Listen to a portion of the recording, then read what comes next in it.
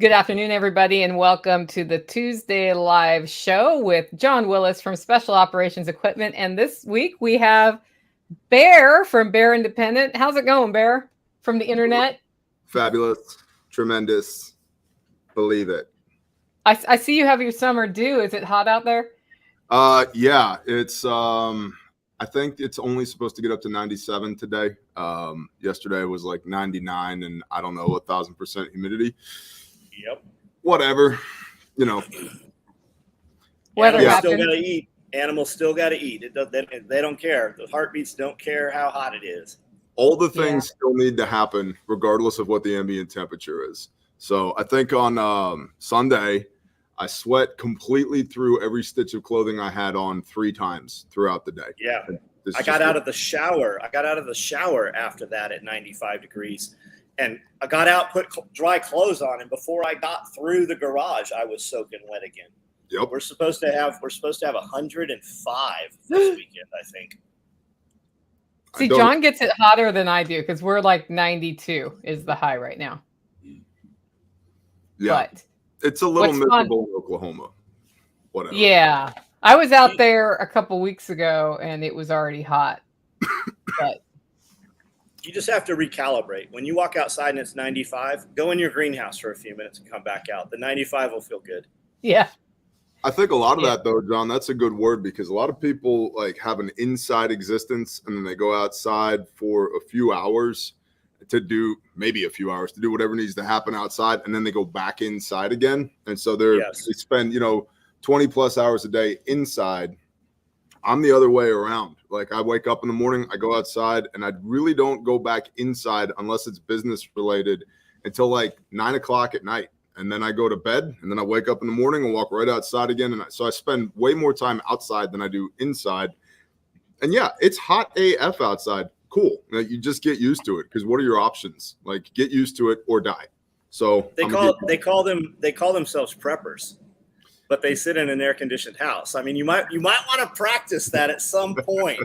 You are going to be shocked when you're out there planting crops by hand and you're not conditioned to it. Yeah. Yep. And you know what it takes for crops as well? I don't know if you know this, but a key component is water. That's right. You might want to figure out how to move it. Yeah. And water's heavy and most people have like none of it prepped. So, but they do have their survival seed vault, which is going to get them through. What's up, group? You might want to try planting the survival seed vault. Scully took a couple survival seed vaults and gave them to grandma. Some stuff grew, well, but a lot of stuff didn't grow at all. Yeah. Somebody gave me one of those cans of seeds. Yeah, that thing. And I was like, well, I might as well plant these and see how it is and see if they're still viable. Because, that thing kicked around in the back of somebody's car for God knows how long. And the squash actually turned into squash. So it wasn't all bad. And now you have kudzu. No, I don't actually. I did have a property once with kudzu, which is what started me getting into goats to begin with because they'll eat it. Yeah. You want to get rid of kudzu, then you need goats. Yeah, you'll have all these people tell you how you can eat kudzu, but then when you watch the video of the dude actually eating kudzu, yeah. Yeah, the big weed we get here is perilla, which is an Asian herb. And people keep saying, why don't you just let the perilla grow in your garden? Because it's in the mint family, that's why. So I'll either have a perilla garden or I'll have a garden. And sure, I might want like 20 leaves of perilla throughout the next 12 months. And I can find those anywhere in the holler. I don't need them in my garden. So, but there's every time I talk about getting rid of perilla and how to get rid of perilla, somebody's always like, that's edible, right? Yes, I do. It's not salad greens. The big weed we have here is weed. Because Eastern Oklahoma, I don't know, in the surrounding 3 or 4 counties, there's 29 commercial grow operations, and most of them are owned by the Chinese. So, actual marijuana weed. Yep, like weed, which is funny because I'm the world's worst high person. I can't do it, and so I get people occasionally are like, "Well, it has medicinal properties." Like, maybe for you. for me, that not working at all. So we've got a pigweed coming up everywhere. It's a type of amaranth. And the only thing I can figure is it came out of some bagged soil we brought in, like some Miracle-Gro shit, or it's coming out of my rabbit manure and it's passing through them in some manner. But there's a lot of it. It's easy to pull, and it's all in raised beds. And then I've got a bunch of beds that are all basil, just that gone to seed last year, blew over into other beds where I've planted stuff, and then mint, of course, same thing with mint. And then the carrots, we've got carrots that are on 4th year now that are just, they go to seed drop, and they blow everywhere. I've got carrots all through the gravel in the garden. Just they stump out because it's too compacted, but they're growing. That's awesome. We've got a metric shit ton of zucchini this year. We got our first harvest of potatoes in. We were pickling peppers last night. My wife just made a batch of cucumbers on Sunday, so a couple days ago. Hot peppers are doing great. Asparagus, surprisingly, is doing really well. But we have like naturally very acidic soil. And then all of the herb beds, some of them it's kind of hard to tell now. They're like half herb, half weeds. You know, we really got to get in there. But once it gets about this hot in Oklahoma, everything just stops growing. Like everything just stagnates, and it won't be now until probably early fall, before we can start getting our second garden in, because it's just too damn hot. So we put in 4x4 vertical 4x4s with eye bolts, and then we use shade tarp that we just use bolt snaps like dog hardware. So we can run these sails all through there, which, man, everything comes right back alive when we cut with 50% shade cloth. And then right before frost, we just unclip those, roll them up, put them in the garage, because otherwise the snow will catch in the ice. But man, we grow literally the whole entire summer, where I promise, man, if we just unclip those today, it would kill plants by tomorrow. And we water half as much just having that 50% shade cloth. It works so well. That's a good idea. I'll talk to my wife about that. We got a greenhouse too.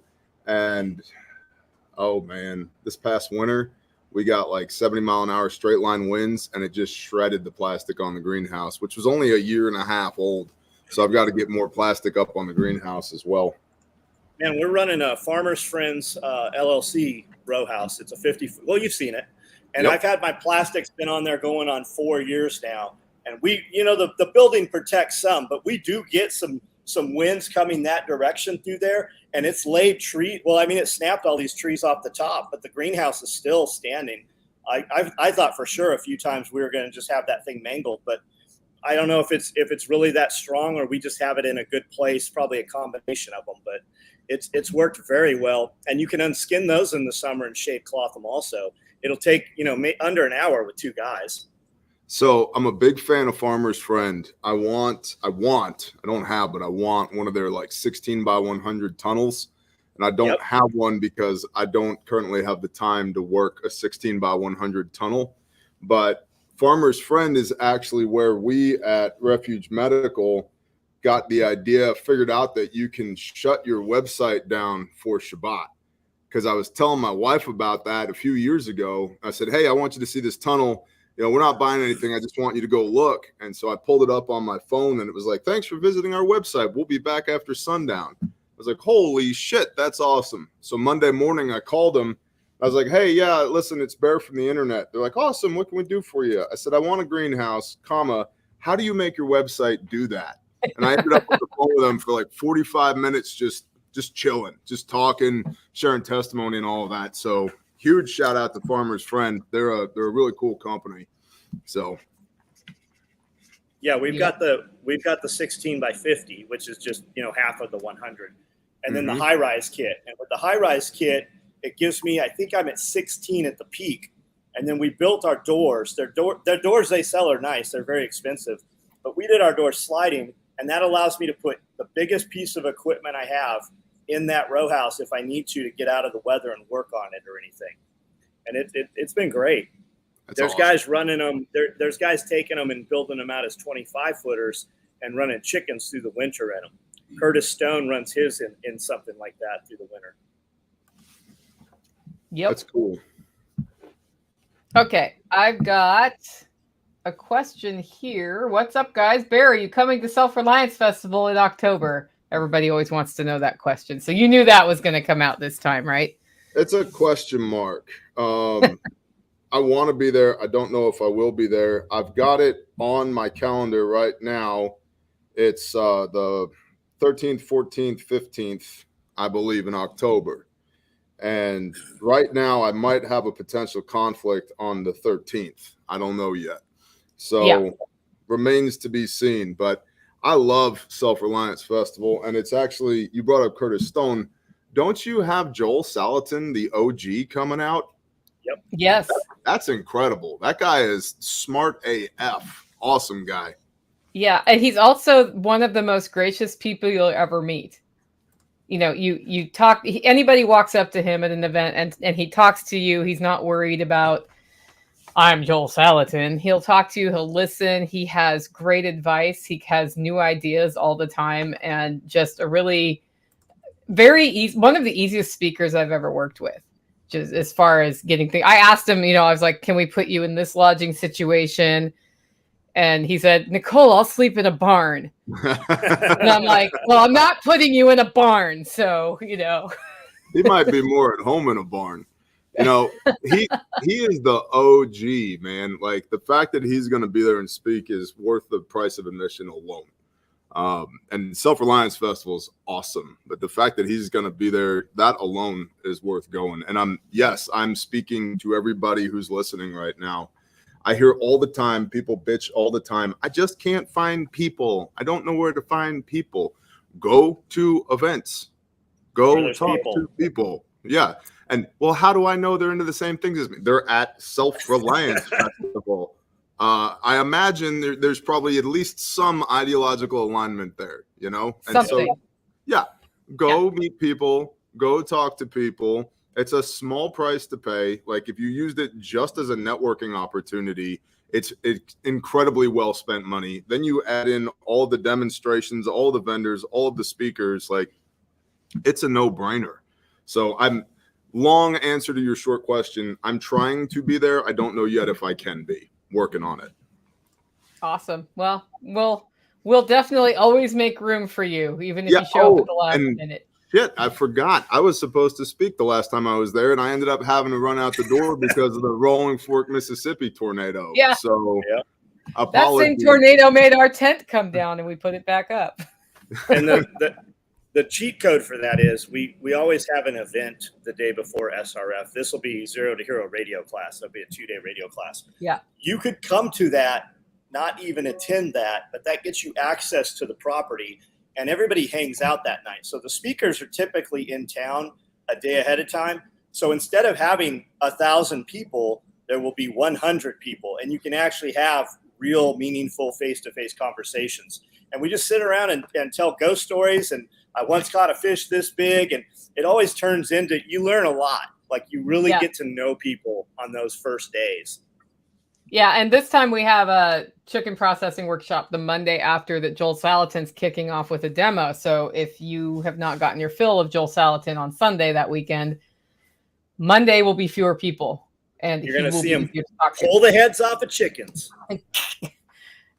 You're just reminding me of my weekend, John. This was really interesting class. So John has been to one of my turkey processing classes, and he saw how that went. The chicken class is very similar, but the birds are smaller. And we show people 3 ways to dispatch. And usually what happens is the students come through, they dispatch however they're going to, or they ask for help with that. And then we process the chickens. This time we had several students dispatch 3 and 4 to figure out which method they were going to use at their homestead. So we had a lot more trying different things. And it was well, for me, that got me ahead because I didn't end up then processing 20 birds on Sunday.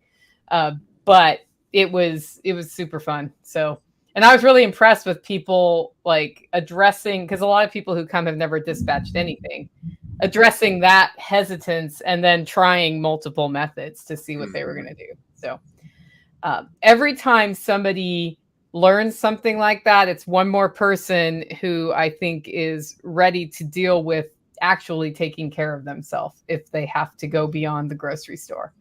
So I think something clicks in people's brains when you take an animal that was alive and then you turn it into food. Yep. Because that used to be something that was incredibly common around the world, but especially in the United States of America. In the 1800s, 50% of people were employed as farmers, right? Now, like 2%.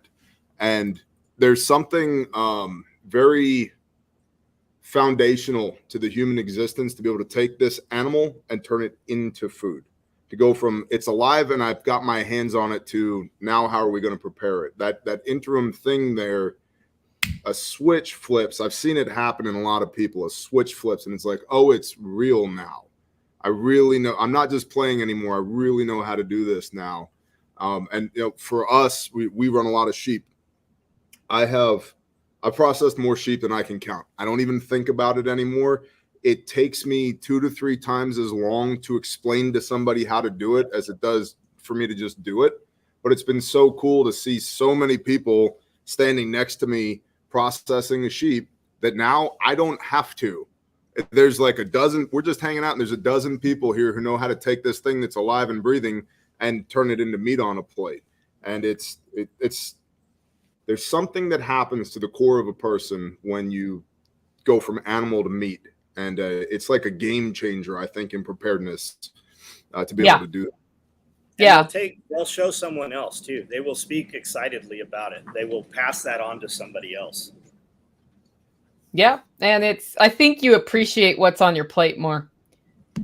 For sure. For sure. I get internet warriors like to bitch at me all the time. They're like, why do you shoot your sheep with an AR? Okay. Well, listen, why not? I'm going to eat these things anyway. That's why I got them. And when was the last time you did live flesh training, right? Like the opportunity presents itself. Don't you want to know what this, XM193 or M85, M855 or A1 or 55 grain AMAX or 77 grain OTM? Well, don't you want to know what it's going to do? I do. I want to know what it's going to do. And now I know what it does. And so that's always been funny to me. People who push back against that, they're like, well, why would you do that? And I think really what they're saying is, if I did that, there'd be a SWAT team at my door. And I'm very jealous of the fact that you can do that, with impunity. Yeah. We used a 22 on our pigs last year or 2 years ago, and 2 shots and the pigs were not dead and the AR came out. And then every shot after that, it was one and done. So I can tell you why the AR is popular here for that. So, Nicole, you're telling me that you shot an animal analogous to a human being with a 22 and it didn't die instantly? Did not. But you've seen all the prepper YouTube videos and read all the books, haven't you? That's like, you should be able to take every type of game in North America with a 22 long rifle. It's an absolute man stopper. There's no replacement for shot placement. Right. Except for there is a replacement for actually penetrating into the skull and killing, getting to the brain, not just stuck in the bone. Foot pounds matter. Got it. Yeah. Okay. While it's moving and I'm tense. Yeah. Oh, imagine that. Yeah. And you did it with an assassin's weapon. We had a sheriff here years ago that would not sign off on suppressor paperwork for a handgun. He would give you a suppressor all day long for rifles, but he said that a suppressor on a handgun was only for assassination. I love this comment. You find out who your friends are on slaughter day. That is 100% true. What's up, moving day too? That's awesome. Okay. Nicole and SOA, do you guys carry medical on you? And if so, what's your go-to EDC? You want to take that one first, John? Yeah, I don't carry it all the time. I always have it typically within arm's reach. I don't have as much on me as TJ does right now, for sure. I promise it. There is tourniquets right over here because we were shooting a video. Cat 7 tourniquet or a soft T. There's typically a bandage. If I've got a saw out there, like we just ran a chainsaw workshop. So, wound packing gauze, bandage, tourniquet, And that's typically what I have. I mean, in all of my vehicles, there's medical backpacks that have 30 pounds of medical stuff in them. Some of it I'm proficient with. Others stuff in there I'm not. But I mean, we have it. Yeah. So I also don't just carry it in my pockets unless I feel like I'm going into a situation where I should be carrying it in my pockets. I have kits up here. I have a shit kit in my car, which is gloves, tourniquet, packing material for wounds, that sort of thing. I have other first aid in there too. That thing is something I will throw in my backpack if I'm going to go for a hike. Same thing. I'm not as prepared as Bear, but Bear should tell us what he has and where we can buy it. They know where to buy this shit. RefugeMedical.com. RefugeMedical.com. Right. Made in America, guaranteed forever. This is a soft T tourniquet, one of the 2 most popular Committee on TCCC recommended tourniquets right here. And then, and I promise you this was not rehearsed. This is a slick kit from Refuge. And because everything requires an acronym, the Slick and Sexy Legs and Khakis kit. Because I was actually wearing these shorts that I'm wearing today, my dad's shorts, and I'm like, I got to have something that just slides in the pocket. So it's super thin. And in here, I've got 2 chest seals, Z-fold combat gauze, a pair of gloves, a flat emergency trauma dressing, and flat duct tape. So these 2 things together, I've got massive bleeding airway respiratory right there in my pocket on my dad's shorts, and it looks like there's nothing in there. And I know we're on YouTube, but if, we're talking about plug-in holes, also 19-round reload with 147 plus Ps in the side pocket as well. So you gotta have the extendos, bro. Bro, look, man. You gotta get your deagle. So the factory extendo, the factory extended mag base plates are way better than the aftermarket ones, the plastic ones. The plastic ones, Brother Saw was just talking about this in one of his videos, but I've done it too. The aftermarket ones, you drop this spent mag on the concrete and it'll just explode and go everywhere. So don't do that. It's not cool. How about the PMags or the PMag ones? Oh, the Glock 9mm PMags. I have not been able to get those things to work 100% reliably in any of the Glocks that I have, and I have more Glocks than most people have rifles, guns. Got it. So they're just the spring and the follower inside of them. It's almost like the follower is just a few thousandths over dimensioned, so that there's some friction as the follower moves in the mag body, and it doesn't feed reliably. Good info. So, yep. Yeah, that's something you want to know. Yep. Question related to work being done at the Caleb House. Have any of you seen the movie Sound of Freedom? Supposed to be released here July 4. Is it a must-see? So for those that don't know, Caleb House with a K.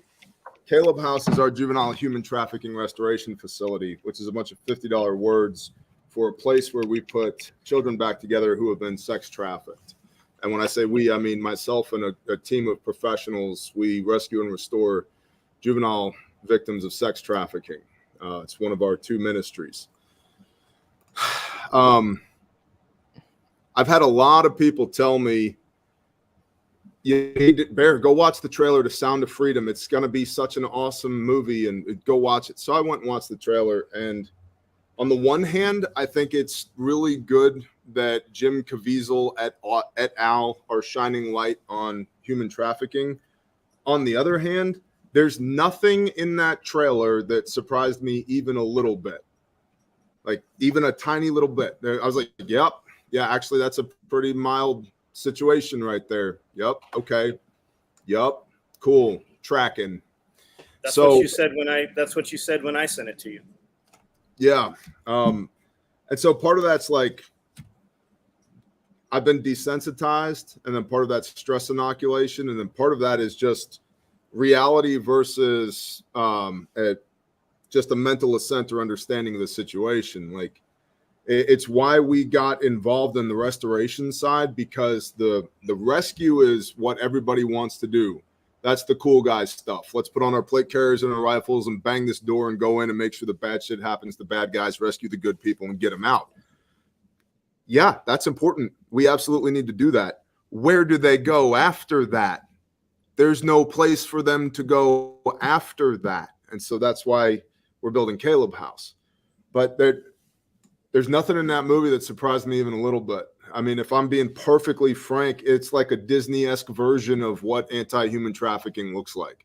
Because in reality, it's disgusting and gritty and make you want to jump off of a tall building some days. And those kids are, okay, high fives, we got them out. Now what? You have a lot of them go back to the foster system.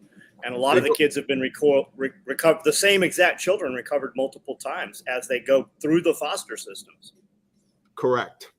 And so the recidivism rate for offenders is incredibly high. It's like 93%. The children ending up being trafficked again depends on the location and the age, but it can be upwards of 50%. And then you also have the issue of broke people, hurt people. And so if you don't fix those children while they're children, they grow up to be adults. At some point, they pass the age of accountability where now they know what they're doing is wrong because it's the same thing that was done to them, but they can't help but do it anyway because that generational curse was never broken. And statistically, each offender is responsible for 82 victims. Not 82 crimes, not 82 instances, 82 victims. And so I don't want to make more victimizers by not fixing the victims now while we can. And there's 9 out of $10 in the United States of America in anti-human trafficking are spent on awareness, making movies like The Sound of Freedom, doing Instagram posts, all that other shit. And for me, again, this cut's kind of close to the bone for me, so I apologize if I'm a little passionate about it. I don't need any more fucking awareness. I'm super duper aware of what's happening. We need to do something about it. And that's what we do. Us and a handful of other ministries and organizations in the United States actually go rescue, actually rehabilitate. Because if you don't rehabilitate, we're just perpetuating the problem while high-fiving each other, feeling like, oh, we did a good thing. I helped.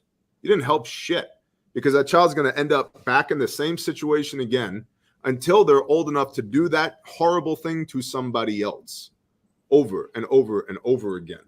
And the average lifespan of a trafficking victim is 7 years.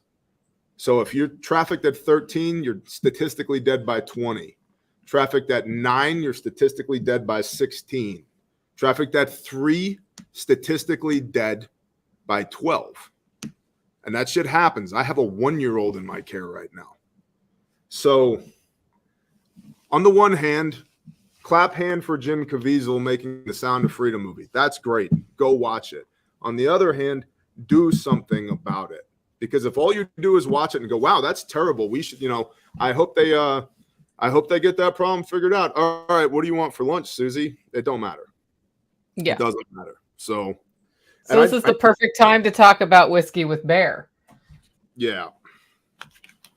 I'm bad at self-promotion. So okay, well, let me tell you this. So Bear told me he had a fundraiser going, raising money for Caleb House, and it's called Whiskey with Bear. It's on Sunday, July 16th, $500 per person in North Dallas, 6 to 9 p.m. When he told me about this, he did not tell the price, and I thought tickets were going to be $1,000. So $500 is a really good price of entry for this kind of fundraiser. Plus, you get to have Whiskey with Bear. I'm sure that while you're there, they will tell you stories about what they're raising money for and ask for additional support. The proceeds of this go to the Caleb House, and that is helping real children who have been trafficked change their lives for the better. And so when Bear is talking about doing something, this is something you can do. And there are 260 of you listening to this feed right now. I know John Witherspoon got his tickets today. So I know some of you have grabbed tickets. Yeah, somebody else said I thought that they were $1,000. So get over to Bear with Whiskey with Bear, Whiskey WHISKEY with bear.com. It'll take you straight to the fundraiser ticket. This is something you can do, and if you can't be there, consider sending a donation to Grindstone Ministries to help them do this kind of work. Thank you, Nicole. I think it's really important that people understand we're not building a building, right? Like that's what we're raising the money for, is to build the restoration facility. I've got a network of safe sites right now that we operate to keep these kids safe and meet their every need right now. We're building Caleb House. That's the restoration facility. But we're not building a building. We're building a future for these kids. That's the idea. And our program doesn't have a timetable, because I'm not going to tell a 4-year-old they have a year to get their shit together before I kick them back out into the world. They're just not doing that. And so we're using the house parents model, where we have one, central administrative building that has all of our white collar professionals in it and trauma therapists on staff, and a medical suite in order so that we can do sane exams, that we have a clear chain of custody so that we can get prosecution and conviction on the scumbags that do this shit. So all that's in the big house, as we call it. And then we're going to have a series of smaller houses that are the care houses, where house parents live there. That's their house. And when those children are in that house, whether it's a year or 12 years, those are their children. And they raise them up in the way that they should go so they do not depart from it when they are older. It's not about building buildings. It's about building a future for these kids. And just so everybody else knows, this is 100% privately funded. I do not take money from the state, from the federal government, all of the private organizations and funds that we've talked to. If I take a dime from them, I have to not just tolerate, but embrace woke bullshit ideologies. Like if we rescue little Johnny over here and he's 12 years old and he's been sexually abused every day for the last 5 years, that first of all, that does something to your head, right? It does a lot to your head. That's one of the things that we work on. But if Johnny decides that he's a girl now, I have to, if I take federal funds, I have to put Johnny in with the girls. Well, Johnny has a history of sexual abuse, as do these girls. What do you think is going to happen when I put Johnny in with all these other girls? It's going to be a shit show. So I'm not doing that.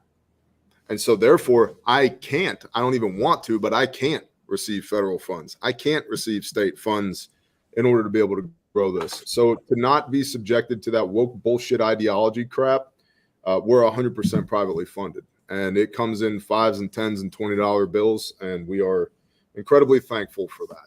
So to everybody who supports what we do, bottom of my heart, thank you. I know when I was running a nonprofit, one of the things I loved most was the $5 check we got every month in shaky writing.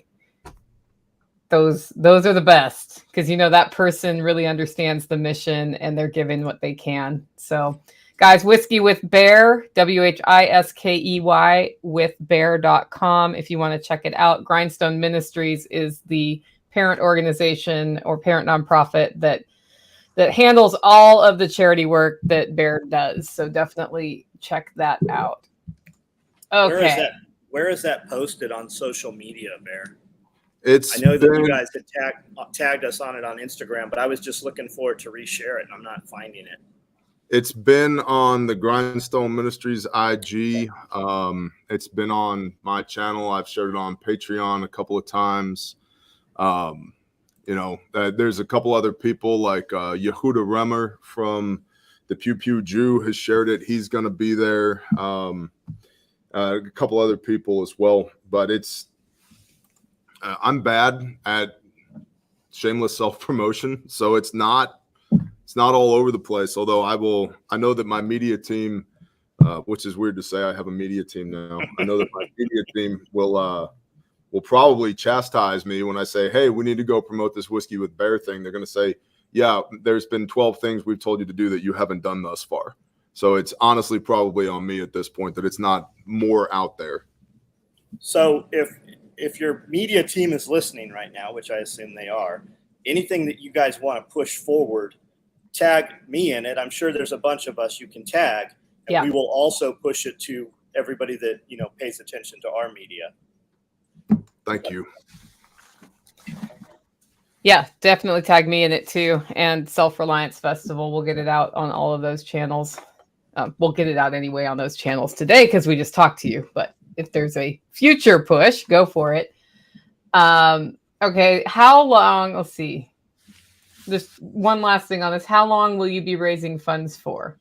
So that's a great question. The initial goal is 1.5 mil, and that allows us to build the administrative building, build the barn that'll have a barn door in it for the caretaker. And when I say caretaker, I mean a guy who's as equally good with an AR as he is with a weed whacker. And then build the first care house. So that 1.5 mil gets us up and running, handles all of the subsurface development. And then there's an economy of scale after that first 1.5 mil, because then it's just replicating additional care houses. And the property that we have, I can fit about 8 to 10 care houses on that one property, which will get us another 60 beds. There's only 420 DHS sanctioned beds in the entire United States for juvenile human trafficking survivors. Caleb House 1, insane. And 83 children a month go missing. 83,000 children per month go missing. And we have 420 DHS approved beds in the entire country for juvenile human trafficking survivors. So Caleb House 1 aims to get another 60 beds online. And then how long will I be fundraising for? Well, unless I hit the Powerball, forever. Because after I build Caleb House 1, after we build Caleb House 1, we're going to build 2, 3, 11, 27, 387 until I have worked myself out of a job doing this shit. Somebody has to break this freaking generational curse. And I'll be honest with you, when the father first tapped me on the shoulder and said, "Hey, you're going to do this," I was like, this is batshit crazy. I don't want to do this. I don't know anything about this. And he's like, "Yeah, but did I stutter? You're going to do this because I said so." Yes, sir. And who am I to bitch? I have everything I need and most of what I want. I should have been dead 100 times over, and yet here I sit, blessed beyond measure. So yeah, I'm going to do what Dad told me to do until the day I die. And so unless, some billionaire decides he just really likes what we're all about, or I hit the Powerball, until we no longer need Caleb houses, I'm going to keep fundraising. So all billionaires listening to this, just please consider reaching out to Bear. And that sounds funny and you laugh, but I have seen stranger things happen. Amen. You've secured property, correct? You guys have actually broken ground. That's correct. What state is that? It's Oklahoma. Okay. And the exact location. Being very vague on purpose. Yeah, the exact location not to be disclosed. Can't be discussed. And that's part of the challenge is storytelling. Everybody knows if you have any marketing background at all, you understand the power of storytelling. I have a hard time telling stories about what we do because of the legitimate operational security considerations. I can't tell you where Caleb House is because you're going to show up and you're not supposed to show up. And the main reason why, it's not a matter of public record where this facility is because some of the people we take kids from view those children as their property and they want them back. Or they're vindictive assholes and they will retaliate just for the sake of retaliating.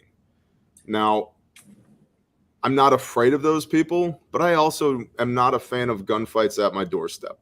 So the exact location is not a matter of public record, but it is in Oklahoma, and it's important that it's in Oklahoma because the few beds that do exist nationally are on the coasts.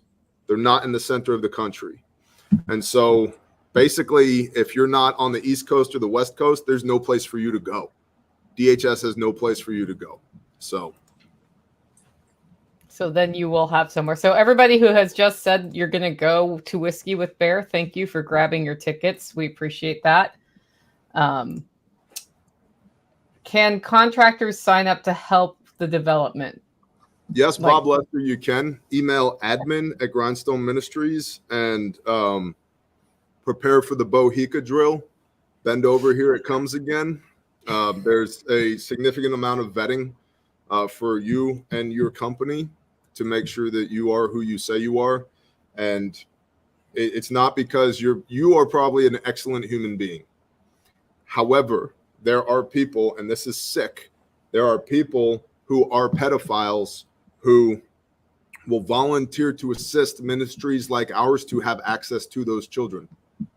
We've caught some of them. So, yeah. I will put you up. I'll put you guys together. Bob's a good dude. I know him in real life a lot. Well, that goes. You've actually met him. He's got the twins that are here. The two 13-year-olds carrying Glocks. That's his kids. That's his kids. Bob just got fast tracked. Admin@Grindstone Ministries. Shoot us an email, Bob, and we'll connect. Bob does big paving and asphalt work, like Rogue's facility, shit like that. That's what he does. Awesome. Okay. Now for something completely different. Overton County, Tennessee is under boil water advisory. I'm excited because I got to test water management preps. Let's talk about what you should be doing with your water, because this same week, my community is exploding with people upset that they found out their water had toxic levels of chemicals in them, and they didn't know until after the fact. Guys, how can you prevent not getting hurt in this situation? Easy question. Do you know how they know? Because fucking people got sick. It's not like they came out and they're like, hey, we broke some pipes and we just pool shocked the shit out of this. You might want to boil this. No, people start coming down sick in the emergency room, and then they tell you after the fact. Run all your water through a Berkey at the very least. Get a whole house system. Do whatever you got to do. Have water sitting around.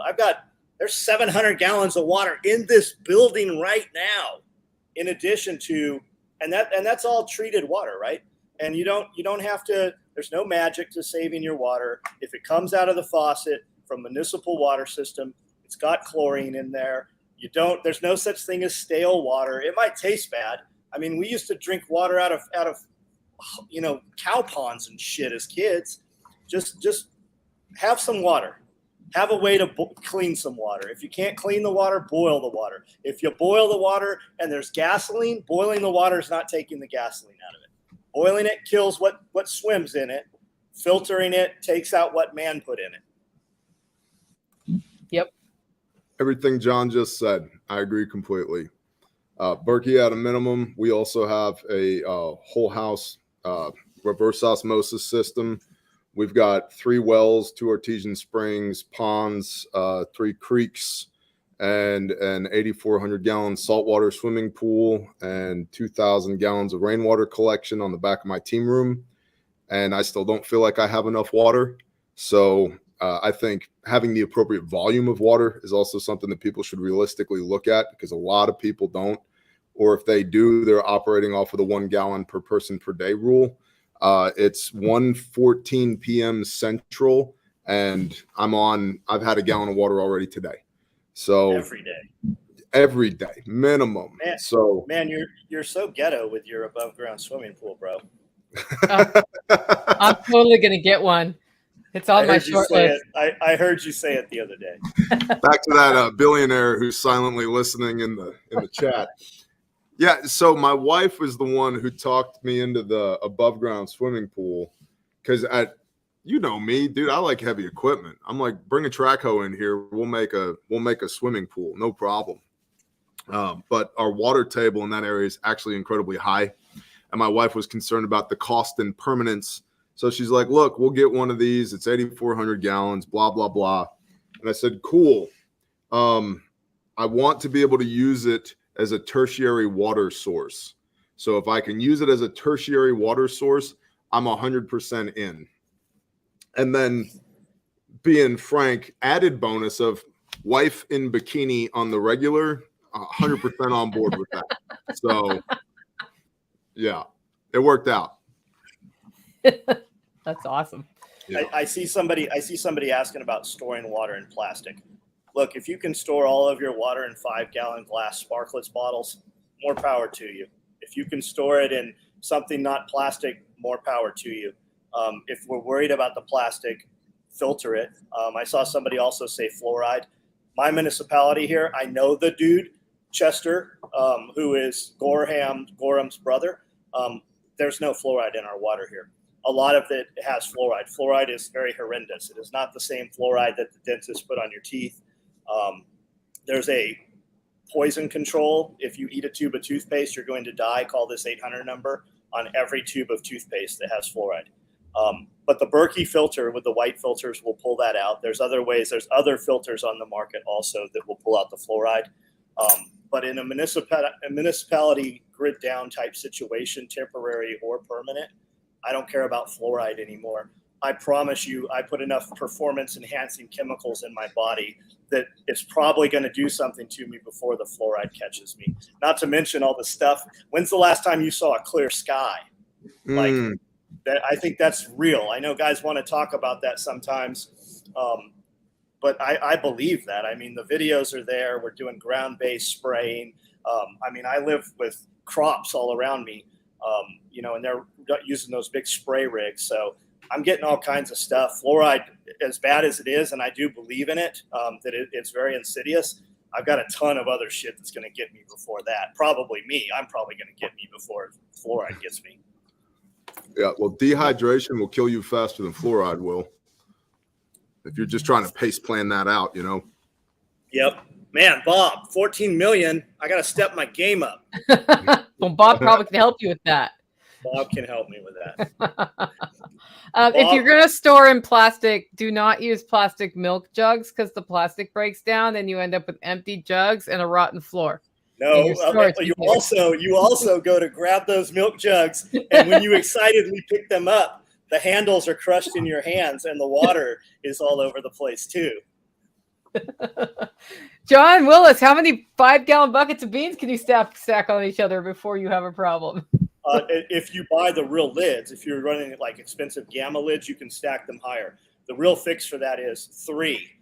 When you put 3, they will eventually cut through because they're cookie cutters. They nest inside each other. They'll cut that bottom one. So the easy fix is just run some 1x2s or a shelf or a sheet of plywood, or there are better. When you go to the big box stores and you buy a 5-gallon bucket, you're getting the lowest quality you can get.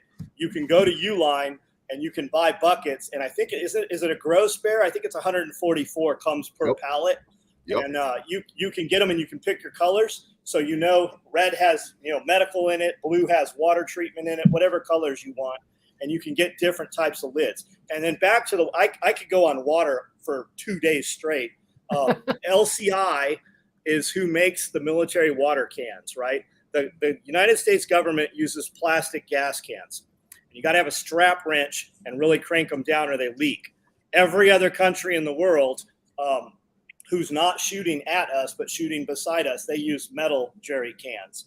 And those things cam and they have a rubber gasket. But for the plastic ones, you can actually buy the actual manufacturer military gas cans at Tractor Supply, Home Depot, and Lowe's has them.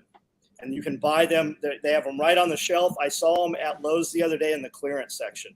And you can get tan, you can get green, and you can get black ones. I have 14 cases of bottled water for emergency supplies. Is this a bad idea?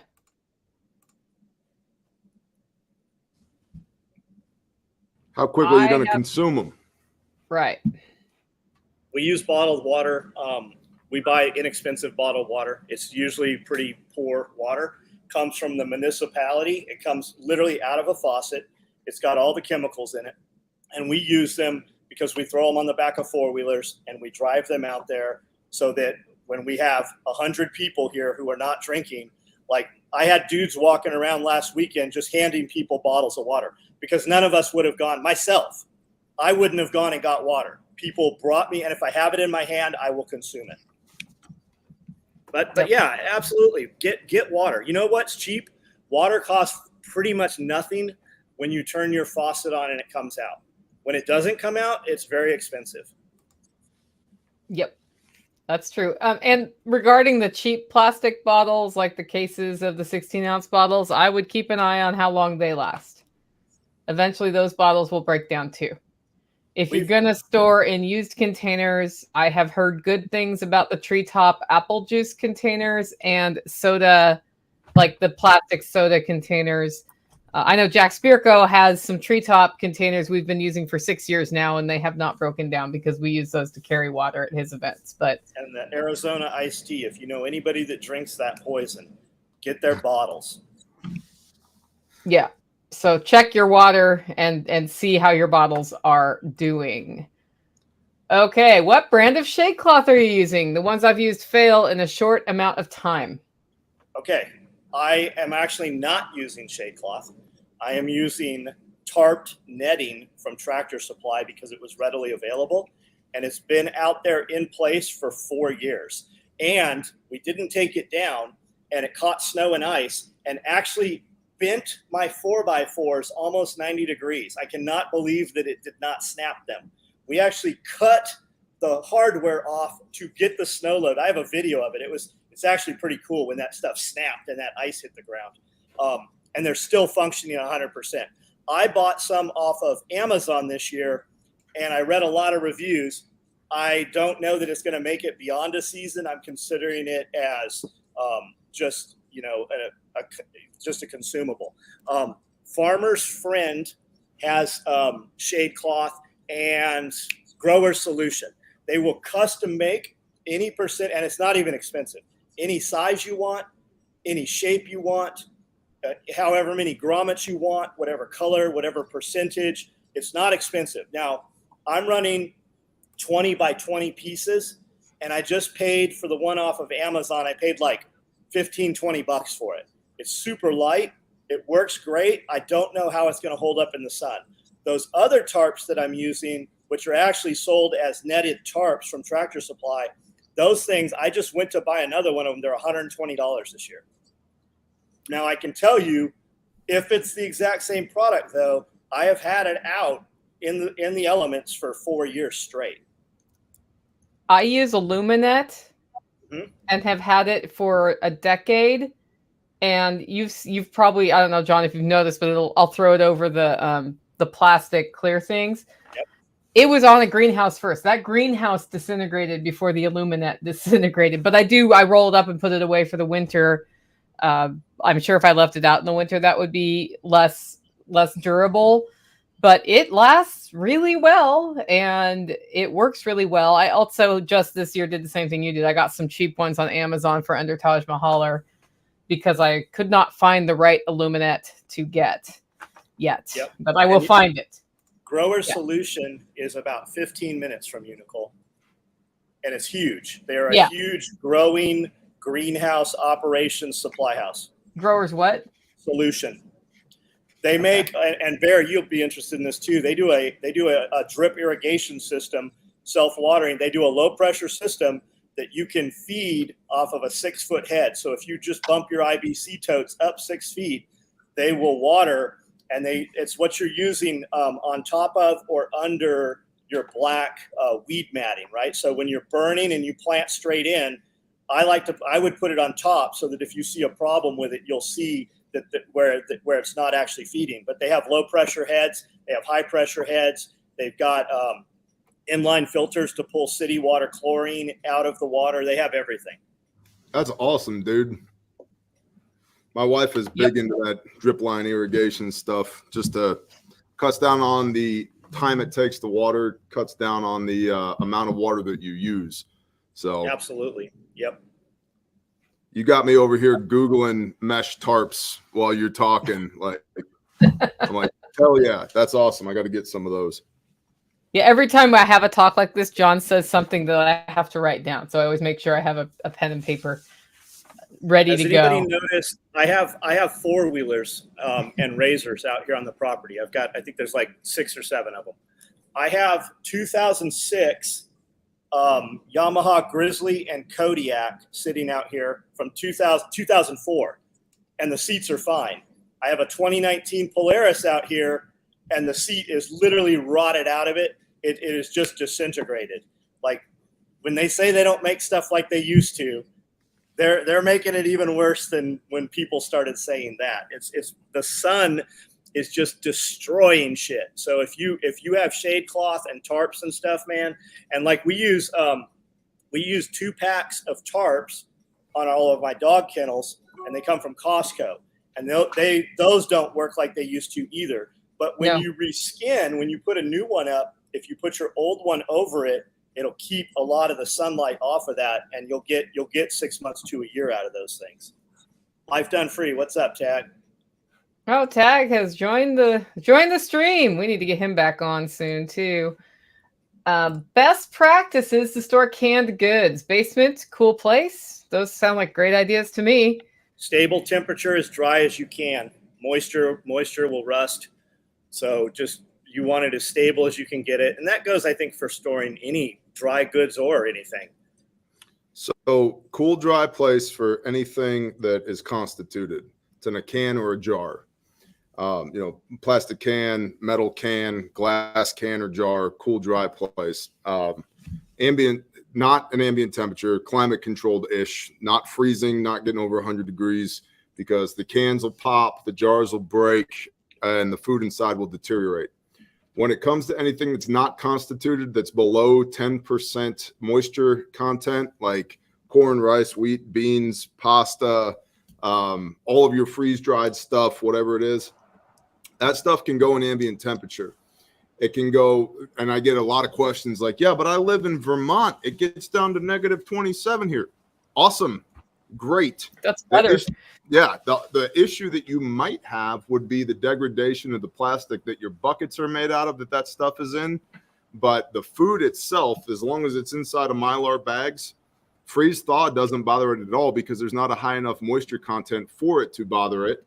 And the freeze thaw, we don't like to think about this, but like most of the protein that's in the flour that you get from the store comes from bugs, not wheat, right? It's a fact, right? It just is. So there's eggs and microscopic larvae in all of your grain. It just is. There's not a damn thing you can do about it, except if you live in a very hot place, throw your grain in the freezer for 3 days before you bucket it. Or if it's winter, buy your shit, put it in buckets, leave it outside. And that freeze kills the larvae and the bugs off. So you don't have to worry about that. And so if it's food that's in a bucket, any low moisture content food, again, corn, rice, wheat, beans, pasta, freeze-dried stuff, the cold is good for it. With wheat, if wheat gets over 130 degrees, like I live in Phoenix, Arizona, and all of my preps are in a Connex box that's in full sun. It's going to be hot AF inside that Connex box. Over 130 degrees, the gluten proteins in the wheat will start to break down. It doesn't mean you can't make bread with it. It means that you're going to have a much chewier bread. Like you're not going to be baking birthday cakes with it. You're making almost more like a sludge.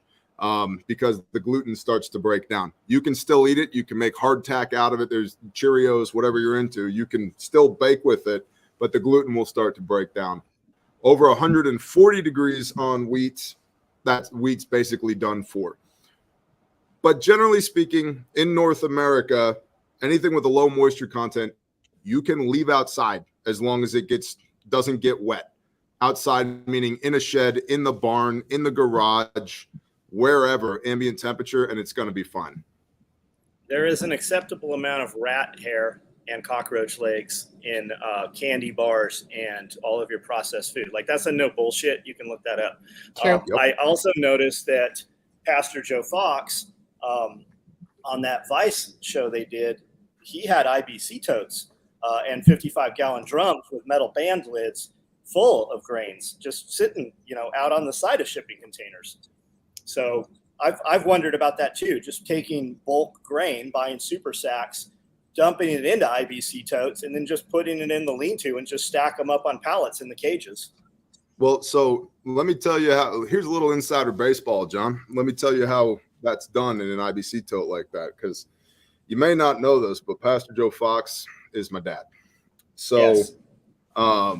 At least according to the internet. Yeah. We had a brother that got a can or a bottle of nitrogen, like a welding tank of nitrogen. Yep. Valve, hose, long metal tube, like a wand. Fill the IBC tote up with all your grain. Put the wand all the way in the bottom, and then nitrogen purge. Open the valve and slowly lift the wand back out so that all the oxygen that's inside of there is displaced by nitrogen. Then put the lid on. Same thing as like an oxygen absorber that you'd put inside of a Mylar bag. We've removed all the oxygen, putting in inert nitrogen. Couldn't spoil if it wanted to. So, yeah, and dry ice, if you have enough for that volume, will do the same thing. Yeah, there used to be a company called Nitro Pack, and that's what they were doing. They were nitro purging their buckets that they were sending to you. that's cool. I used dry ice and a bowl over a hornet's nest, like in the ground one in my garden once, because I didn't want to put poison in my garden, and it actually worked. That's It's cool. like, I don't want to put gasoline down there. I got bit more this weekend by ants than the entire rest of my life combined. Oh no. Fire ants. Yep. Is it best to store food supplies in a dark place? Unless they are in dark containers, when light hits any food, it impacts its color and flavor over time. That's why you put your canned goods in cabinets, usually with the cabinet doors shut. But if go ahead. I'm sorry. Go ahead. That's fine. I was just going to say that the UV can also break down the containers, the plastic. Like if you in a plastic bucket, just like John was talking about, the tarps degrading over time, the ultraviolet light will break down the plastics as well. And then you might still have food in a Mylar bag, but the bucket that it was in is destroyed. We're lucky to get 1 year out of a 5-gallon bucket right now in full sun. I remember as a kid picking buckets up. We had the same buckets for 5-6 years and they lasted. These are not the same buckets. It's just like tires, man. We used to have tires on trucks for 10 years and they'd lose air. You'd fill them up and they weren't all dry rotted. Now I've got brand new tires, less than 5,000 miles sitting on trucks, completely dry rotted out after a few years. Yep. So things are not, if you keep it out of sun. The biggest destroyer to anything on my property is sunlight. Same. Okay. Next question. I'll go to this one. Evan Dixon says, Bear, do you have solid comms for your disaster relief crews? Can you share how you use it and any challenges that have come up? Sure. What's up, Evan?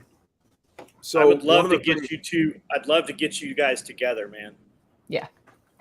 Awesome. We'll make that happen. One of the things that's required to come on a grindstone deployment is that you bring a programmed radio and 2 batteries with you at a minimum. I prefer 2 radios because 2 is one is none, and you can have 1 charging back at the fob while you're using 1 in the field. And then if your antenna breaks or your push-to-talk breaks, which shit breaks in the field, you have a spare. What I need to start being more clear in my communication, because some of the people show up with bubble pack radios from Walmart. And they're like, they're charged. Not exactly what I meant. So we run, yes. Are we still Did here? he go out for? Yes. Okay, last we heard was you run Yaesu. Yeah. Hello. Can you hear me? Hello, Bear. Can you hear us? Okay. Oh, you're back now. Okay, last we heard is The NSA did not want you to share that information. You're robots. You're robotic. You've been taken over by AI. Last we heard is you run Yaesus. I see me. I don't see y'all. Uh-oh. Can you hear Are us? we little spinning windows? The last we heard is that you run Yaesus. Oh, no. Oh, he may need to back out and come back in. Come on, do show stuff. Work interwebs. Ooh, there you are. Okay. He's spinning again. Now he's gone. It's like when I was on Unloose the Goose with Xavier Hawk. Every time he'd say something poignant, it would just be like out. I think Xavier Hawk is AI. I don't think he truly exists. I haven't ever seen him. He's coming to a lot of events. Okay, last we heard is you use Yaesu radios. Yeah, so we use Yaesu FT65s, which is basically like a much better ruggedized version of a Baofeng UV5R.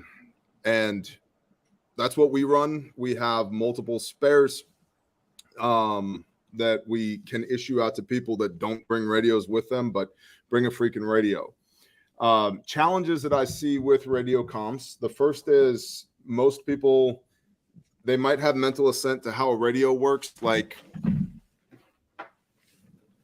here's a Baofeng, and if I press this button, I can talk to the International Space Station. Negative. That's not how that works. A lot of people don't have radio etiquette, and so they just, and I see this, listen, hammies, I love you guys and girls, but you talk too much on the friggin' radio. Brevity, shut up. We're in a disaster zone. Don't be hogging up all the bandwidth. And then most of the time what happens when a tornado or a hurricane hits a town or a city is that town or city has a plan for how they're going to deal with this. That plan is in a binder that's in some type of official building like City Hall or the Sheriff's Department or the Fire Department or the Police Department. Well, Mayfield, Kentucky, we were working out of the Fair Dealing Olive Fire Department because the Marshall Fire Department was the emergency EOC, Emergency Operations Center, where everybody was supposed to coalesce in case of emergency, and it was wiped off the face of the earth along with all the fancy binders. So nobody knew what they were supposed to do, including what radio freaks to use. This most recent storm in Perryton, Texas, the first thing that got hit was City Hall, where all the fancy binders were, followed by the police station, followed by the fire station. So no fancy binders, no radios, and the cell phone towers were all twisted up and knocked down, and no power. So conventional communications don't work. Cellcom doesn't work. All of the fiber's usually okay because it's subsurface, but all of the copper telecom that's strung up on poles, all of that's down. And a lot of the repeaters, ham repeaters, are down because they're tower mounted and the towers get blown over by the storm. So you basically end up with simplex comms unless you bring your own repeater or you bring your own Starlink like we do. But coordination sucks shit because the Sheriff's Department has their frequency, the police have their frequency, the fire department has their frequency, 911 dispatch has their frequency, EMS has their frequency, all in this one area. And then all of their mutual aid partners show up and they all have their own frequencies, and a lot of times they have different equipment that can't talk to each other because maybe this Sheriff's Department, they're still on, basic FM, you're basically using VHF, UHF radios. But this other Sheriff's Department is using VTAC and they can't talk to each other and they don't have spare radios. And so there's not a comm plan in place when there should be one. And if there is a comm plan in place, it's in the binder that was destroyed by the storm, what he's looked at in the last 5 years. And so the big uphill challenge with commo in a disaster zone, which is analogous to SHTF, is don't just have a plan, know how to use the equipment and actually drill using the equipment. And just basic shit like, are your batteries charged? Do you have a way to recharge the batteries for the radio? Do you understand what the capability of that radio is, especially simplex? Like, we're not going to be talking simplex without special antennas and line of sight due to altitude for 80 miles. That's not going to happen. We're going to be lucky to get 3 to 5 miles between these 5-watt radios in and around a disaster site. So from a preparedness standpoint, a lot of people possess something like this radio. They're not proficient with it. They don't actually understand what its capabilities and its shortcomings are. And so go practice and use your shit. Drive around. Have somebody stay at your house with a radio. You get in the car and drive and find out what the actual range with your topography is on that radio. Yeah. And with that said, if you show up here for Self-Reliance Festival 2 days early, Evan Dixon's doing 0 to Hero radio class, and he will tell you how to use all this shit without having to have, well, you guys can figure that out. Yeah, it's a 2-day class, $545 early bird pricing through August 1st, selfreliancefestival.com. And it's 0 to Hero with radio so that you can learn how to actually use it without having to get an engineering degree out of the chute. And I'm sure it includes airway etiquette and a whole lot of other things. It includes food. You get your lunches. And I believe you'll be going on a mission with radios as part of that class. So that's all there since that topic came up. and for all you guys that have $35 bow fangs, Evan will program your radio if you send it in to the most usable frequencies to your zip codes. He will also provide you radios already programmed with usable antennas, all of the accoutrement that comes with it. And he has already fired those. He has tested them out. He changes them out. There's a little tiny pin inside there that bends when you take your antenna on and off. So he gives you a BNC connector. He's got all of the stuff to make that work. And if you want something higher end, he has all of that also. And if you don't have a radio and you come to this class, you're going home with the radio you used in this class. That's right. Because he wants you to be able to use it when you leave. That's the cool thing about that class. What were you showing us there, Bear? BNC connector. Oh, yeah. Bear, do you guys use Zello at all when you're out? The app on the phone? So it's been attempted, but there's no cell towers. Ah.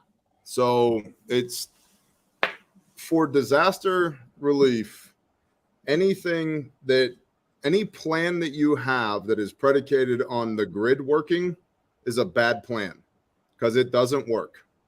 It's not going to work. It could be down for anywhere between 3 days and a month. In some places, after Hurricane Michael in Florida, 5 months later, there were still neighborhoods that didn't have any power. So, and people love to say, yeah, but the cell phone towers have backup generators for about 10 hours. What do you do if the freaking tower's not there because 160 mile an hour winds blew through? Doesn't matter if the generator's there or not. And so anything that you have that's part of your SHTF or your disaster relief plan that is predicated on the grid working and traditional communications working is not going to work. I've only done this 40 times now. It doesn't work. Stop trying to make it work. It doesn't work. But no. Well, it's part of why we encourage people to come on grindstone deployments, because you get to learn when you do this. You know, just shatter all your myopic paradigms. Bring your bug out bag. Come and be a blessing to other people, do meaningful work, and get the reps and sets to live out of your bug out bag for a week in a place that is as analogous to SHTF as you're going to get while still having a safety net, because we're not going to let you starve to death. We're not going to let you die of dehydration. We're not going to let the zombies eat you, but you're going to get not all the way, just the leg or something. It's part of you. But, man, we can't get people to turn the circuit breaker off in their house for a weekend. That's right. But and it's another really cool thing with Grindstone coming on the Grindstone deployment is that just like going to Self-Reliance Festival, you get to meet like-minded people. People meet each other all the time on Grindstone deployments, and it turns out they're like one county over or 10 miles away. You know, they drove halfway across the country to come to this thing, and this person's essentially their neighbor. And you know that they're bought into these concepts because they're out here in the field actually doing it. And it's, so you get to pressure test your systems and then just destroy all of your good ideas with what actually works and what actually doesn't work. Pressure test. I've been using that. You have to pressure test. Hillbilly Homesteader. This is Bear from the internet. I'm a real boy. He's actually a friend of mine. We know him in real life. He was on a tornado up here in Kentucky, and I wanted to meet him. I'd been watching his content for years, and something just drew me there. And my wife and I went up there to see what was going on, because really, I wanted to see if he really was who he was. And I vouch for him 1,000,000%. He is exactly what he says he is, and he is exactly in real life how he is on the internet. So if you're not familiar with him, man, check out Bear Independent and just scroll through just some random videos and decide for yourself if he has value to add to you. And you could be the best at whatever it is you do. Bear has value to something that we have all missed or just chose not to do because it was difficult or it wasn't fun. But there's a ton of value there. And here is his website, bearindependent.com. Thank you, 30-day reviews, for getting that up into the comments. Justin's always like shooting us links on these. That's his role. He always does that. Speaking of grindstone, do you need any special certifications to bring a skid steer or front end loader on a deployment? Hey, you need to be able to load it on the trailer and use your binders to keep it on the trailer. If it's still there when you arrive, you're elected. And for sure. And if you know how to run the thing, that's even better. As you know, and I'll say this: prepare to do tires. You know, every storm we go on, man, we're always doing tires. So especially if you've got heavy equipment on trailers, just have at a minimum a plug kit and a compressor, but also a patch kit and spare tires, man. But no, you don't need any special certifications. One of the things that's super cool about Grindstone is that we are a nationally registered 501c3. So we have the same authority as the American Red Cross, which basically means we get to do whatever the hell we want to do. And we're operating in a disaster zone. So there's far fewer rules and regulations in a declared disaster zone than, you know, your average Tuesday anywhere else. They're also there long before the Red Cross. Yeah, 100%. Hey, I'm gonna go pee real quick. I'll be right back. All right. Well, then we'll ask our next one. Let's see. I'm just seeing what we have questions right. Well, John, we'll get your opinion on some ham radio things. How's that? Which is better, GMSR, isn't it, or okay, ham? So your GMRSs. There's some newer radios out there that are definitely nicer, but you can do a lot more with ham. The barrier to ham is that you are supposed to have a license to key up. Now, in an emergency, nobody's coming after you for keying up in the emergency.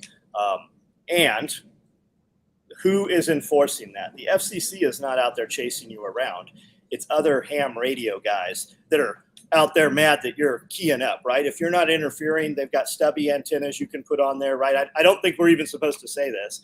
You can put a limiting antenna on your ham radio and use it out on your property, and nobody's going to know that it happened. To use it, and you're only going to use it in simplex mode, right? You're supposed to have a call sign to run duplex, which means you're going to bounce a repeater and it's going to extend your range and stuff like that. GMRS radios are, I believe, just through simplex, but they do have repeaters that will boost GMRS radios. The guy to really ask is Evan on here. And he has all of his licensing and everything, and will teach you how to use this stuff with or without the licensing. And guys like lose their shit over that. But like all this AR-15 pistol brace stuff, right? Who's going to tell on you? Somebody that you consider to be your friend who went shooting, right? Your neighbor who knows you have it. It's always everybody's worried about enforcing their own and putting their will. And what it really comes down to is they're mad that you are practicing freedom that they are uncomfortable practicing. And that's the ham radio shit too. Who is it? It's going to be some grumpy dude who probably doesn't even have his own license that is going to make a big deal about you keying up without a license. I just did a video on Patreon, I don't know, a couple of days ago called Emanation and Decimation. And my Patreon's $5 a month. And I like to tell people it's the best $5 you can spend on the internet.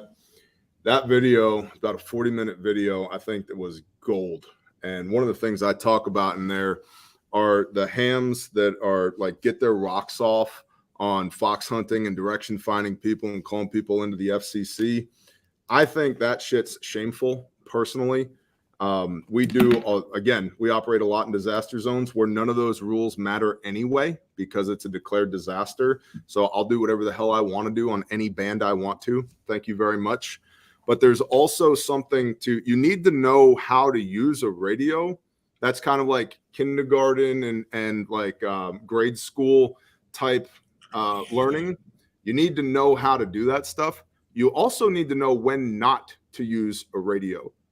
I think that's something that a lot of people miss, especially if you think in the whatever the coming struggle might look like. If there's any involvement from the .mil or .gov, if you emanate, they will decimate, dude.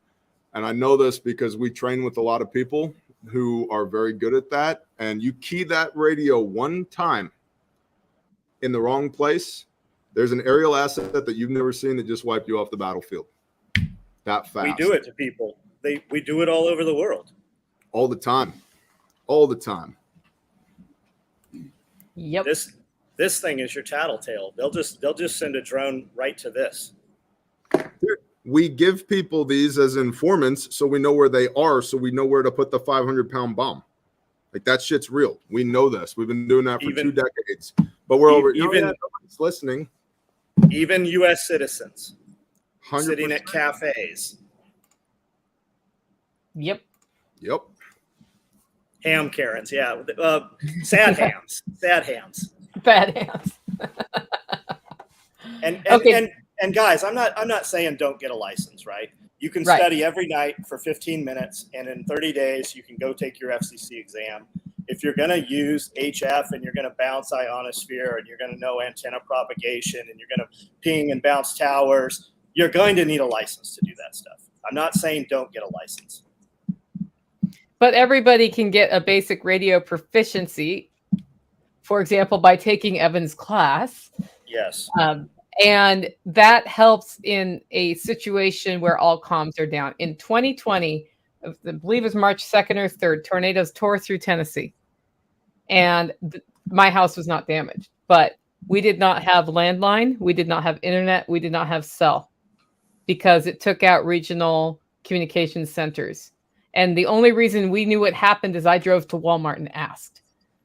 And then we could get FM radio later. The FM radio station in the town nearby was the best center of communications for the whole thing.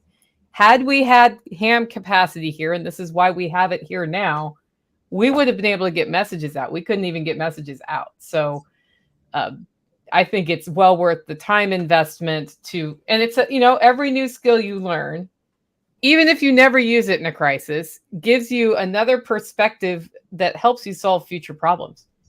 Yes. And I mean, look at what the licensure that your government requires you to have. Yet they don't require people with 5, 10, 15 kids who don't pay for their kids to have children. You can just shit out a bunch of kids all day long, but you're worried about I'm surprised there's not a license for this. You wait, there will be. Give it 3 years. There'll be a license to use your cell phone in some manner. Yep. Something like that. Okay. Does each volunteer need to be self-sufficient before they head to the disaster if they want to work with you, Bear? And how many days to prep for if you're going to need to bring your go bag? Yeah. So the way that I would encourage y'all to go about this is go to Grindstone Ministries, sign up for the email newsletter. The reason that's important is when we issue op ords, we do it via the email blast where we have that newsletter, that group of emails that are people who have opted in for us to talk to them via email. We don't spam your email box with a bunch of bullshit from Grindstone Ministries. It's so that we can get a hold of you when we need to get a hold of you. Then the op ord will go out and the op ord will have in it the location, the storm, what we need, how long we expect to be there, what to bring. And so that all goes out that way. Then let's say you're signed up for the email newsletter, the op ord goes out, you get it, you want to respond. In that op ord, it will have contact admin@grindstoneministries.com because every person who comes has to be orchestrated through my badass administrator, Katie Lynn, who's kind of like Geppetto back here pulling the strings, right? And because I need to know who I have coming, when they're coming, how long they're going to be there for, what skills they have. Are there any special considerations that I need to know about this person? Oh, they're allergic to penicillin. I need to know that kind of shit, right? Pre-existing medical conditions, blah, blah, blah. And sometimes I need a lot of saw crews Sometimes I don't. Sometimes I need a lot of heavy equipment. Sometimes I don't. Sometimes I need roofers. Lots of, people who aren't afraid to get up on a roof with a staple gun and a tarp. Sometimes I don't. It all depends. Every storm is unique. And so all of that's coordinated where I'm communicating my needs to Katie Lynn, and she's coordinating volunteers on the back end to come to me. And so you will email admin at Grindstone Ministries when you're spun up. That way you let her know that you're coming, and she has let me know that you're coming, which means you're good when you show up. We've had people just show up, and some of those people have been assholes, and they've had to be turned away. Now, I said all that so I could say this. When you email admin at Grindstone Ministries, when she responds back to you, she's going to send you a video, which is what to bring on deployment. It's a video I first shot for Patreon because so many people had asked me this question, and I was like, I'm just going to do a standalone video. I'll push it out to Patreon since so many people have asked, and then it will also serve as a reference for when people want to come deploy and serve. Here's this video, everything you need to bring. I bring I have a bag that's packed 24/7, 365 that has a week's worth of clothes in it. It's got a radio, spare batteries in it, battery packs in it, every charger you could think of inside of it. Basically, like, your personal hygiene stuff, pair of flip-flops, all of that, ready to go. A towel. A lot of people forget to bring a towel, bar of soap, ready to go. In addition to that, I have a search and rescue bag that's different set of capabilities, packed, ready to go 24/7, 365. Because in a lot of cases, we are the first people to get there outside of the local emergency management, local EMS, fire, law enforcement. And so search and rescue has in many cases not started yet or is ongoing when we get there. So that way we can assist. As a brief aside, never shelter from a tornado inside a Dollar General because they're made of metal and 150 mile an hour winds. There's nothing left. That's not a storm shelter. Okay. Matador, Texas. Bad. Don't do that. Home Depot, Walmart, Lowe's. Don't do it. Don't do it. So if you have skills, like say you're a mechanic, right? Like we have people who are heavy equipment mechanics. They bring their tools with them because we have heavy equipment. We have people who are professional or semi-professional sawyers. So they bring their saws and their bar oil and spare chains and 2-cycle fuel with them. And all tree guys, they bring their climbing and their rigging equipment. We have people who have heavy equipment.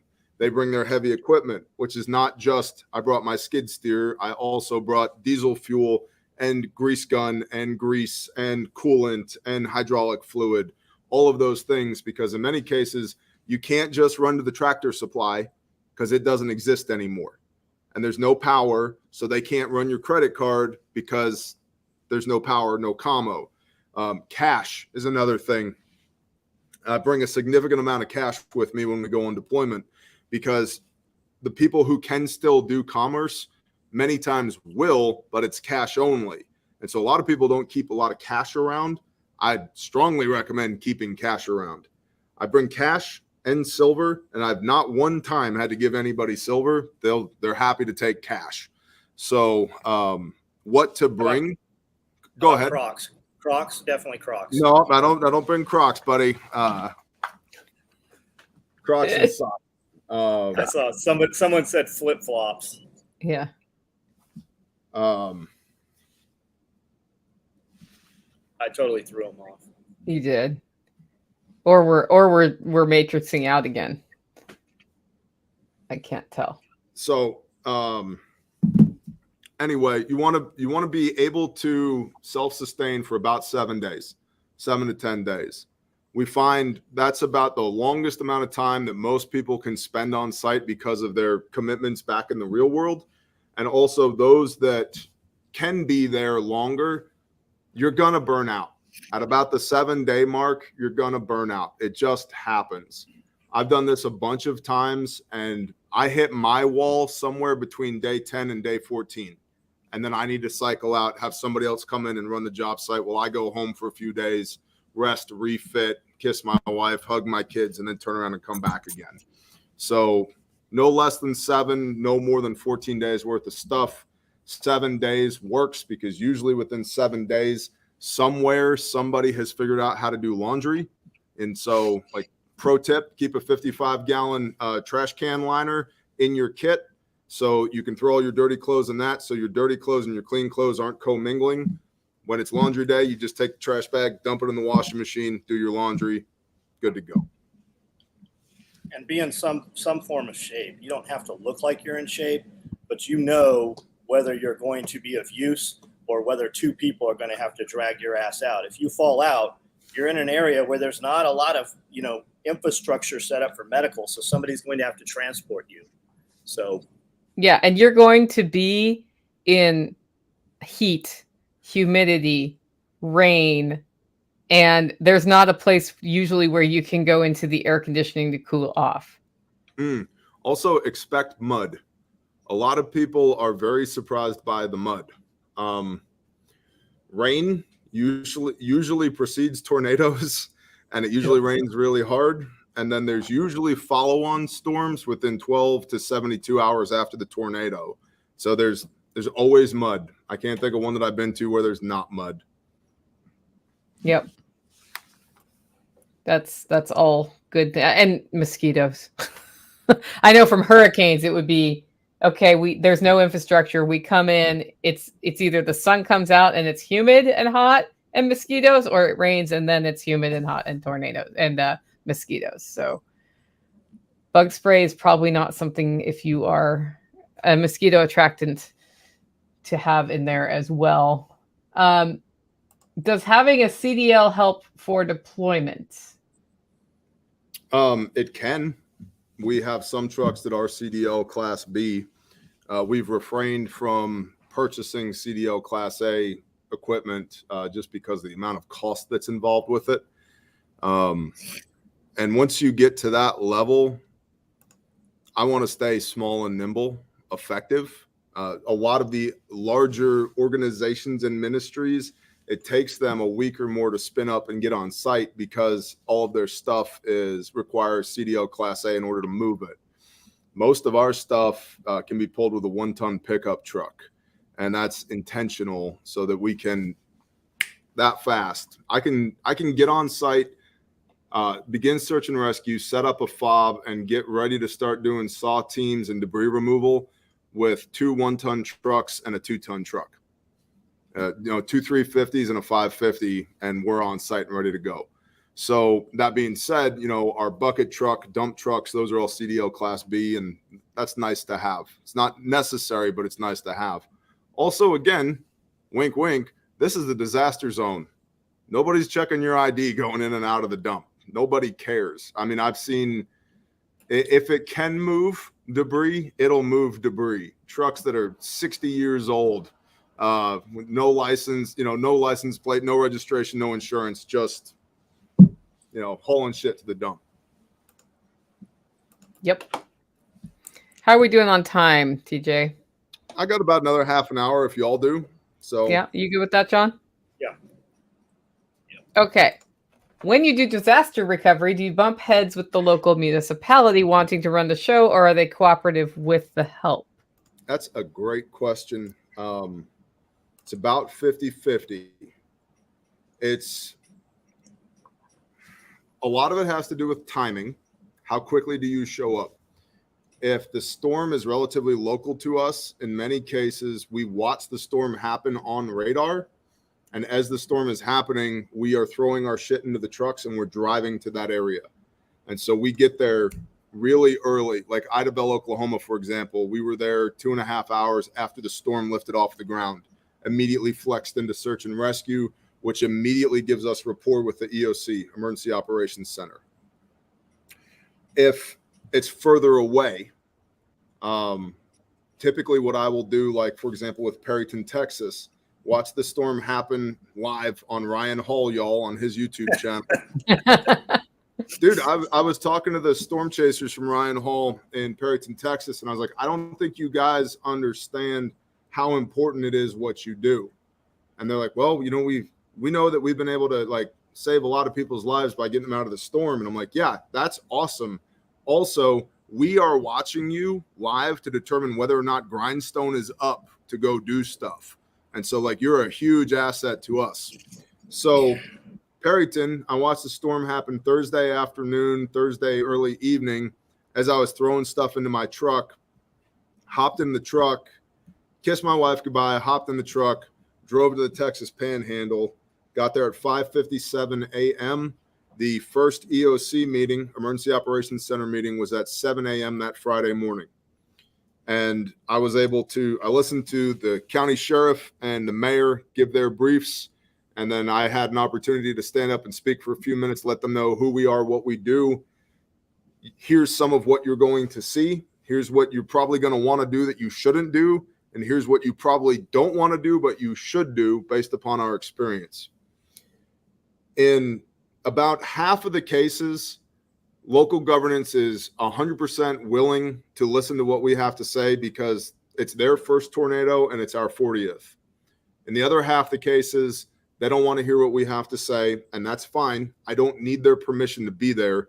I'm basically doing them a favor. I'm extending them the courtesy of letting them know we're here and we're operating. I'm not asking their permission to be here. Then usually by about day 3, they realize they don't know what the hell they're doing, and then we can have an honest conversation with them about what they need to be doing.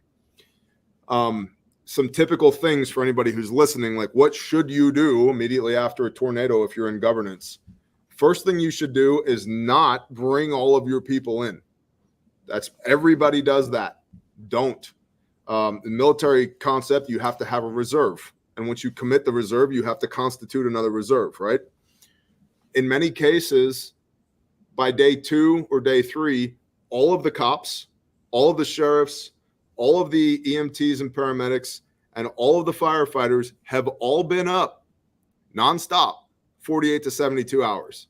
And then they all crash, and there's now nothing. There's nobody to do traffic control, nobody to work emergency calls, nobody for security. They just all crash. And so you should immediately set up a roster and a rotation and cycle people in and out in 12-hour shifts so that they can rest and refit, because otherwise they get smoked. You should immediately figure out what your debris plan is. Where are we going with all this shit? Even if it's a transfer yard, if the county owns a big piece of land they're doing nothing with, it's not a dump, it's a transfer yard. We're going to truck it all here and then figure out where it's going to go after that. You should immediately turn off all the gas in that town or city, because there are gas leaks. Probably the water too, because there's water leaks. And you should immediately effect a burn ban, because a lot of the self-starters will start pulling debris and burning the debris rather than trucking it to the dump or whatever the site is that's designated for the debris. They'll start burning debris. And because they're tired, there's no oversight, that fire will get out of control. And the water is off in the town. There's no 911. There's no commo, and all the firefighters are smoked. And then that debris fire turns into a neighborhood fire. And so these are the kinds of things that we're telling people in local governance: do these things, don't do these things. This will work, that won't work. So 50% of the time, they're willing to immediately hear what we have to say. The other 50%, they're not. But usually by about day 3, they've figured out they don't know what the hell they're doing, and they're willing to have another conversation at that point. What's the cost for a county to have a consultation with you before something happens? That would be really well worth their time. Yeah, we're a 501c3 not-for-profit. There's no consultation cost. If you want to make a charitable donation, you're willing. I'd be willing to accept that, but there's no fee for that. So admin at Grindstone Ministries, if you want to have a conversation, we'd be happy to help you with that. You know, I don't know everything about disaster relief, but I do know a thing or two. And for the right amount of money, if you're not a municipality, you could still pay them to come out and test your security. Yeah, we do that too. We have a little program now called Refuge Recovery. I'll just tease that here. But yeah, if you're looking for in-person consultation on the security and medical side and the training side, shoot us an email, sales@refugemedical.com. Or do I have enough beans? Yeah. The maths. So what would you recommend to someone who wants to help but has nothing to offer but themselves? So those types of people, we call hands and feet. And there are 100 things that hands and feet can do.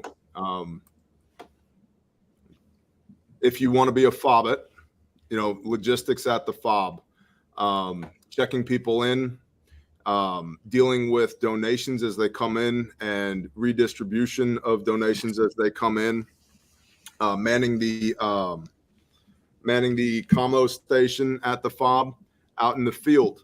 One of the things that's really important that we do, and we do really well, is recon. We have oftentimes mapped the storm path before the National Weather Service has. And we develop our own maps of the storm path based upon the recon that we do. And we can then provide that to emergency management services. And so in the process of doing that recon, we'll send out 2 teams, say, we're here. We send them out 180 degrees apart in overlapping circles, each with a set of maps. And they start marking the storm damage and talking to people. Find out what people need. Oftentimes, people will show up at the fob and say, Mrs. Jones is trapped in her house over here. Well, what does trapped in her house mean? Did the house fall down on top of her and we need to go pull her from the wreckage? Or is there a tree blocking her car so she can't get out of the driveway? Those are 2 very different things. And so hands and feet does a lot of recon, does a lot of mapping, and starts working up our target list for us so that we can go out with saw teams, debris teams, strike teams with hot meals, groceries, toiletries, med calls, whatever else it might be. Also, we do distribution and run VRCs, which are volunteer resource centers. And that is all you need for that are hands, feet, and a brain, and the ability to effectively communicate, because you'll get most towns, most cities will get swamped with donations that come in. And the expectation is that the people who are affected by the storm will show up to the VRC, the Volunteer Resource Center, and will get the case of water and the bag of groceries that they need. That doesn't happen. Maybe 10% of people actually come into the VRC. The other 90% don't know that it exists because there's no commo. They're not checking the county Facebook page to find out about the VRC because the Facebook page hasn't been updated because there's no commo, or their car has been destroyed, or they can't get out of their house. And so 90% of people don't come in. So we need to receive the incoming donations, categorize them. What's up, Alex Toter? Great guy, Alex. We need to receive those donations as they come in, catalog, choreograph that for outgoing strike teams, where we take 1-ton trucks and trailers and load up food, water, toiletries, baby goods like diapers and wipes, and formula, medical items, tarps, staple guns, all that stuff, and then go out into community and press that stuff out into the community, bring it to the people who actually need it, which then becomes secondary recon again, which then informs our target list so that we can deploy the strike teams, the saw teams, the debris teams, etc. So there's a lot that if all you have is a way to get to the site, hands, feet, and a brain, there's tons that you can do. We saw guys running huge kitchen operations. Like they were feeding hundreds of people at a time when we were up there in Kentucky. Bear rolled in with his own mobile field kitchen. And there was dudes, I mean, the entire time we were up there, they were running food through there. Yep. There's a lot of people to feed in that situation. And a hot meal when you haven't had one in 3 or 4 days is an amazing amount of comfort. And as is clean water. Semi trucks were coming in full time too. Like the whole time we were there was trucks just dropping off equipment, dropping off tools, dropping off dimensional lumber, like the whole entire time we were up there. Okay. And now for something completely different. Bear, which I hope he can hear me right now because he just froze. So do you know if Bob's free ranging is working with the game chickens? And I'll bring this back up if Bear has left us again. Robots. Yeah, we're robots again. So, oh, are you back? Nope, he's gonna. So I don't know what this is about, and I can't comment on it. We'll take it back off of there. Well, Bob is one of his guys there. I'm assuming they have a lot of animals. They have farm stuff going on. I assume they have an issue with chickens who are free ranging getting killed by predators, and so they're looking at game chickens as that option. So, are you here? Dude, the reptilian overlords are doing a great job today. Yes. The question we wanted to ask you next was, do you know if Bob's free ranging is working on the game chickens? What's Bob's free ranging? Who's Bob? Who's Bob? You know a Bob. I don't like. Is he free ranging game chickens on your property or somewhere in your community? If he's free ranging game chickens on my property, I have no idea about it. If he's doing it on his, I don't know. Also have no idea about it. I don't know. I don't have a good answer for you. I know most of our chickens within the community are free range, and a lot of them are meat birds. And when we feel like having chicken for dinner, we shoot them in the head and then eat them. So yeah, when you stop feeding chickens, they will find something to eat. They just will. Just like cats. I finally got my compost yard up and running yesterday for the first time. So we just had a mama chicken show up with 7 little chicks today. A very distinct sound when you have new baby chicks. And then we've got a duck that will attack you if you get anywhere near her, and she's sitting on a nest of something. Hopefully you have boy ducks around so it's not just hanging out with the eggs. Man, we ended up with 40 extra ducks last year. We're down to about 30 right now. Yeah. Man, if ducks will destroy a pond, like if you think you want ducks, you want 2 or 3 ducks. Anything more than that, they will literally destroy everything. The most damage done on the property next to me with a piece of equipment that I can't operate is ducks. 100%. That's so funny. My ducks are not destructive, but I only have like 20. So I hate ducks. I despise ducks. I can't stand ducks. Yeah, see, the chickens were killing all my stuff, so I just finally got ducks because they don't scratch everything up. Yeah. I also have a spring-fed pond, so I don't have the poop issue. Oh, that's nice. Yeah, that's nice. Yeah. John, tell us about your shirt since somebody thinks it's dope. It says America as fuck. America, fuck yeah, you know. So that's what that's from. It looks kind of like, well, that's what it's from, but it looks also kind of like G.I. Joe. We've done a few like this. I think these are sold out or very close to it. There might be some big boy sizes left. Yep. Ducks are nasty, and there is no consensual sex in the poultry world. There is not. Ducks will rape everything. Yeah, dude, it's gross. Like, it's egregious. It's too much. They like hold the female duck's head underwater and half drown her while they're banging her. And I'm like, this is not like I can't condone this behavior. Not and cool. Goats are right there. Like, you can have goats, but if you get a billy goat, disgusting animals. Like, everybody thinks goats are cute. That's because you haven't kept goats. I have female goats. Yep, add a boy in there. It will not happening. You will learn some shit you didn't want to know. No, they pee on themselves to attract the ladies. I don't want to. They do more than that. It ain't just pee, Nicole. I'm not surprised to hear that. Yeah, they're gross AF. And then you look at that thing and think like, that's food? Nah. I'd much rather eat a sheep than a male goat, dude. Somebody was on live the other night and they're like, goats are so much better. I said, then you clearly have not kept goats. Sheep are so much easier. Well, and goats are escape artists, man. They want outside the fence. That's what I said. You gotta have twice the fence. Dude, I have one female goat, Coco, who would jump the fence, get outside the fence, and lay down just on the other side of the fence. And so one day the UPS guy shows up in my driveway, drops off, half the truck in my driveway, leaves. And about 5 minutes later, my wife's like, hey, the UPS guy's coming back. He goes down the driveway, opens the side door, throws one of my goats out the side of it. And the goat had gotten into the truck and was in the back chewing on packages. Well, that's awesome.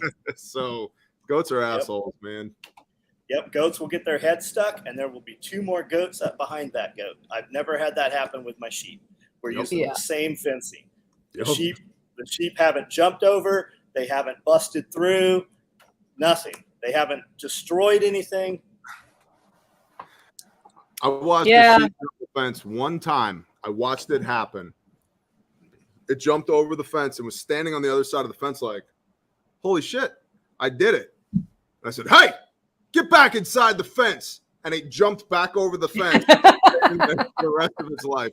So Greg Judy will tell you a sheep gets out once, he puts it back. The second time we remove that from the gene pool. That's right. Yeah. That's actually why we processed Brownie. He was an escape artist and he was teaching everybody else to be escape artists. Yep. But he had really good genetics and he did pass it on, I found out, in a 20-minute period of time when he got out. So I now have 2 female brownies that are not getting out. Because they know when they're doing something wrong, they don't want to be the only one. Just like human beings. It's the same thing. Yep. Let's see. Lost Light says, I'll take a goat if I can give it back when the pen is cleared. I mean, I've got a pet goat basically, and she was on my roof a lot the first 3 years I had her, but she also cleared a lot of brush, and I taught her to tether because that's literally the only way I can contain her except for up in that fence. Yep. Because she was very good at climbing and jumping and getting out and eating my blueberries, and all of that will happen. She will eat the paint off your car. Goats. That's why a lot of people don't want to keep them. I came out one morning to go to the gym at like 5:14 in the morning, and it's dark, and I'm looking at my truck, and I'm like, that's weird. What is that? And the closer I got to my truck, the more it became evident that there were 3 goats standing on the hood of my truck. Just cut. Yep. I'm like, you assholes, Yep. Because they could. Yep. Yeah. They'll get on your Range Rover. They'll get on your Porsches. They get on anything. Wasn't it a Porsche incident that made you get rid of all your goats but one? No, it was after that. But I mean, we started with 3 goats. We ended up with 21 goats. We try and giving anything away on the internet is absolutely insane. Well, can you send me individual pictures of them? Like a billion questions. Finally, 2 Mexican dudes in sombreros, not sombreros, but Mexican cowboys showed up, and they get out with this little kid and they got a lasso. And I'm like, you gotta be kidding. And they lassoed every one of those to include the little 3-year-old caught one. They didn't even have a cage. They took some panels and zip tied them together and threw them in, and they left. And then we had an event here, and this lady Shannon's like, oh, you got another goat. I'm like, there is no damn goat out there. There are no goats. They came in. She's like, no, there's a goat. So I'm like, show me. Take me to the goat. We go out there, no goat. A couple days later, the goat showed up. It was hiding. And that's the goat that you have, Nicole. I have that goat. We call her Wilma for John Willis. Yeah. Yep. I'm like, she's still skittish. Yeah. Come get this goat. We're going to kill it. Yeah. She's actually probably going to be goat stew sometime when I get around to it. But the round to it has not arrived on that one. But yeah, I thought we could make her friendly, and she'll now eat off a branch if I hold it out to her. That's as close as I've gotten. She was great with the dogs. Like, she would run around with the Pyrenees dogs. Yeah. You'd go out there and all 3 dogs, the dogs would be laying right there with the goat. The dog would be in the dog house, and the goat would be in the dog house with the goat. She thought she's a dog. Yeah. Well, she likes her goat friend, but I'm worried if she gets hurt, we can't unhurt her. So that becomes a safety issue because she has horns. So any of you all have experience farming fish? Yes. I farm with fish, but I don't farm fish. I have a giant hole in the back, and there's water in the hole, and fish show up. Water birds eat fish, and then they throw them up or they poop them out when they're sitting in other water. So even if you don't, here in Tennessee, if you dig a hole, it'll fill with water, and within 15 minutes, you'll have fish or frogs in it. We put hybrid bluegill, red ear shellfish, and brim in the pond back there. We put a couple hundred of each. I have bass back there that we did not put in there, and there's all kinds of life in there. It's just because 20 minutes. You know, you could ride a bicycle in 5 minutes and be to the Tennessee River here. Interesting. I know that's not what you were asking, but no, I haven't. So yeah, I don't farm fish. I have an aquaponic system, so I use fish poop to fertilize plants and grow food that way. And I have goldfish and koi, which I'm not eating, and they're very hardy, and that's why I have them. My butterfly koi, we don't even turn the aquaponic system off in the winter. It freezes. The 275-gallon tanks freeze solid, or at least into an ice cube. You can put your hands down there. It might not be completely solid in the middle. And then a few weeks later, when it defrosts, the fish are still alive. We don't take them out. We don't do anything with them. That's awesome. They're amazingly resilient critters. Okay, guys, looks like we're getting on close to 2 hours, and I don't want to keep Bear overtime, so let's go once around the horn, and we'll start with you, John. Tactical response. What the fuck am I saying? SOE tactical gear. We make nylon tactical gear. Special operations equipment's the website. I do a live video every night at 9 o'clock. I have over 4,000 real videos on this YouTube channel here. Tactical responses here in town. That's it. I mean, join in. If you like what I say, I'll say a lot more of that. I promise I'll say something that you don't like also eventually. At the end, you will know exactly what I thought, though. Bear, go for it. I think my favorite John videos are the ones where it's you and the camera guy and you're sitting at the sewing machine just building something. No, yeah, I love those. They're so good, especially for me, right? Because like we started Refuge Medical. We didn't start Refuge Medical. I started it in my barn 4.5 years ago by myself, and we now have 4 sew shops. And I was just, you and I were just on the phone yesterday, and I was like, "Hey man, you want to collab on something?" And you're like, "I wish I had the bandwidth." I'm like, "Yeah, me too." You know, so it's like I guess we need like a 5th sew shop, but yeah, I love those videos of you like making belts and bags and they're so what's that, ASMR or whatever those people are? Yeah. We say that in there a lot. Yeah. It's so good because you're teaching people and instructing people how to do what you're doing and also explaining the mistakes that you've made, plus all your commentary and stories along they're phenomenal. Guys ask all the time, aren't you worried about showing people how to do what you do? And I'm like, 1%'s going to try it. The other 99% is going to be like, okay, I see. I don't need to do this. I watch dudes do all kinds of shit that I'm never going to do just because it's removed, right? I have to not watch the doom and gloom or the, oh my God, the world's ending. It's just, I need to consume I call it wholesome. I need to consume something wholesome that just is completely out of what we do. For sure.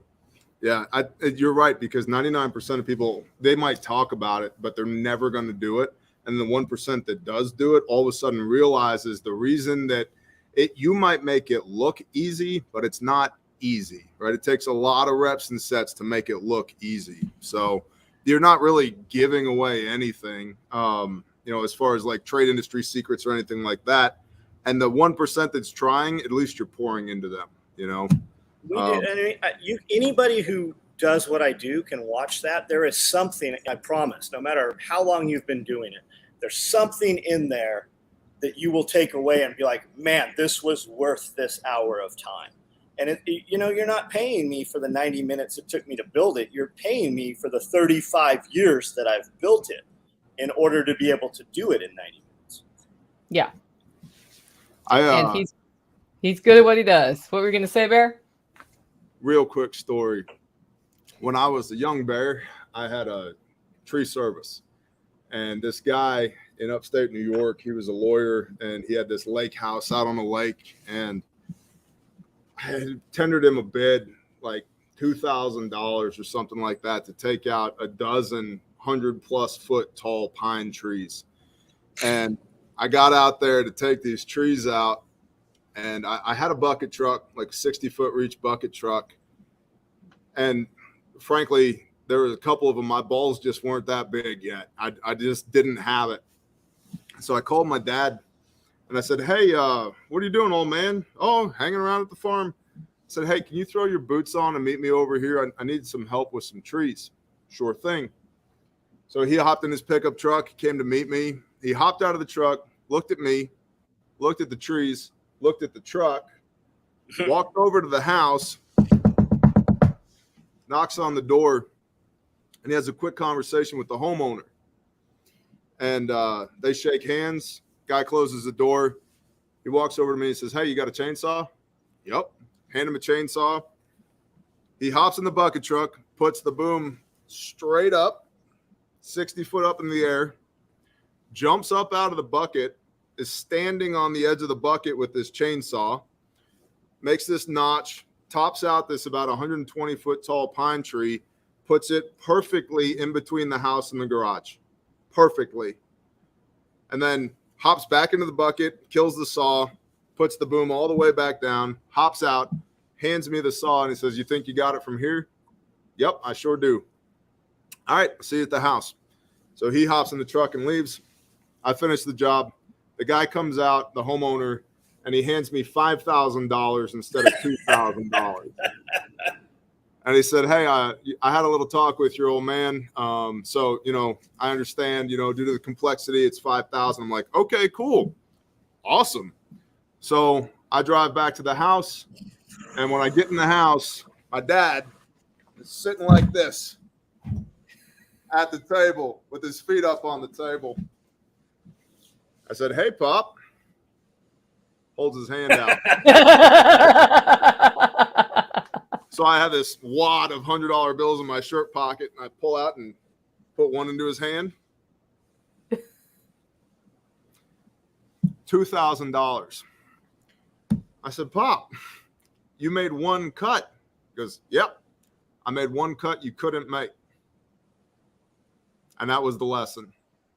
He wasn't in that bucket more than 4 minutes.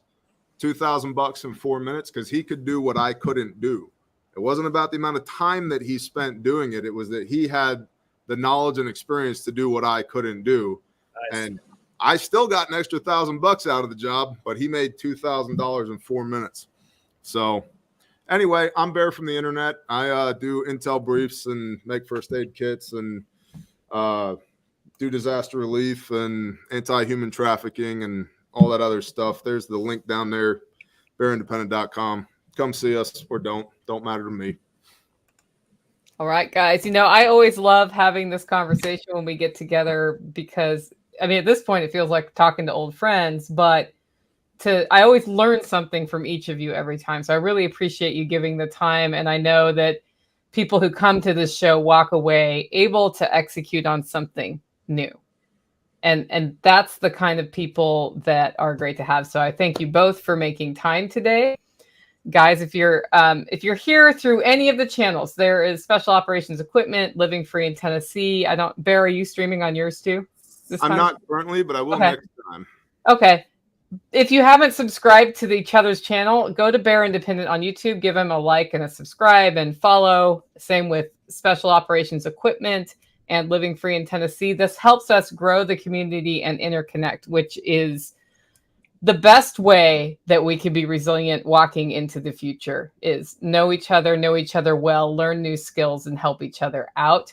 If you're interested in meeting people in person, check out self-reliancefestival.com. Early bird pricing is in place between now and August 1st, and you can take a radio class, you can take a processing class, you can just come to Self-Reliance Festival and find your tribe.